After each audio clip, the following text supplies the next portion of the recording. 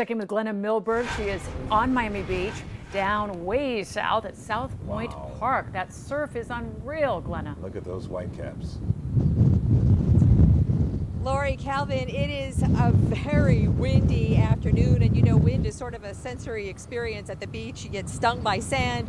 You can actually hear it in the microphone. You can see it in the surfers. Some news to report from this barrier island that is supposed to be under mandatory evacuation, but clearly you see there are so many people who are not heeding that call. The last call for evacuation has been given on Miami Beach. That is not to say it is a hard and fast deadline now, because clearly it's not. But what that means is first responders are starting to batten down. There are still ATV, police on ATV, and a couple of ocean rescue people we see riding around the beach.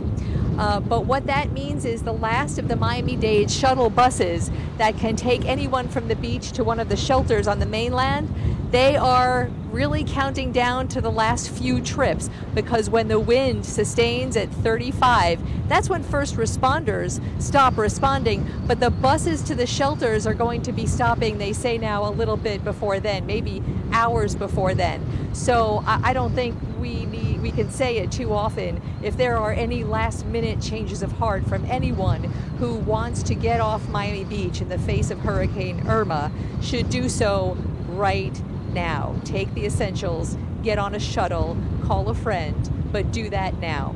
So there is now a very palpable deadline on Miami Beach. People watching the track, clearly this is going to be somewhat of a destructive storm here.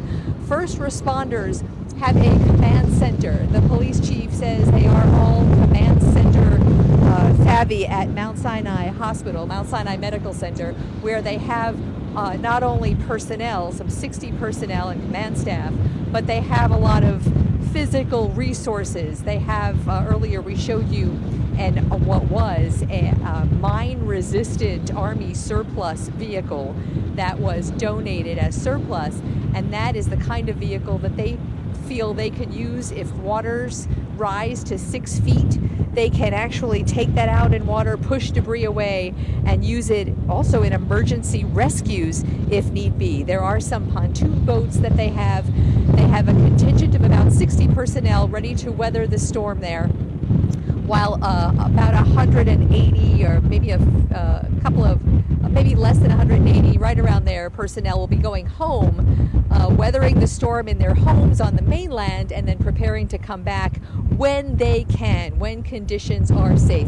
As you look at what is really a spectacularly beautiful scene, you know, it strikes you that some of the most beautiful areas in our counties are also the most vulnerable to the elements, and certainly Miami Beach is one of those. Among the people you see here out on the beach are people we spoke with who are prepared to stay. Many of them live in high-rises. That's the primary residence down on the south end of town. They are preparing to stay in their high-rise. They are preparing to weather the storm with provisions. They have no intentions of leaving, and they seem really resigned to the fact that there may be a storm surge that prevents them from leaving their homes for the foreseeable few days.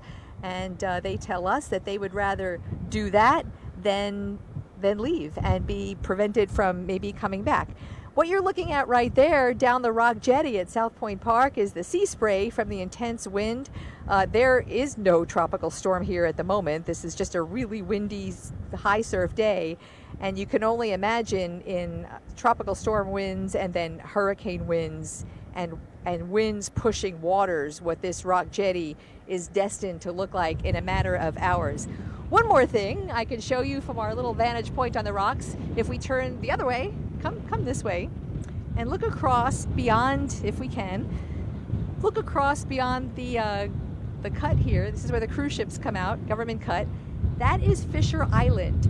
Fisher Island is a very expensive zip code, and it looks like a lot of people have evacuated from there. Can you see that? not sure what you can see through the sun. But I wanted to talk a little bit about Fisher Island because it's a place where people own second homes. It's not always 100% populated, but these are a lot of the people on Fisher Island have evacuated, and it's a very different kind of evacuation than many other people in the county face. A lot of people in our county have the means to call in private jets and jet them off to other places. They don't have to be stuck on the turnpike. So just another little visual slice of life in Miami Beach and all of the different kinds of life that exists on Miami Beach. So that's the story right now. Lori Calvin counting down to the absolute last time for people to evacuate, as is mandatory, but of course nobody makes you leave your home. They just strongly, urgently suggest it. And Glenna, you've been all up and down Miami Beach today. Are you finding that in general the roads are quieter and a lot of people have left, or is it still very busy? It is so quiet for this town. The first thing you notice is that wherever you go, you can find a parking space really easily. It is not an empty city by any stretch of the imagination.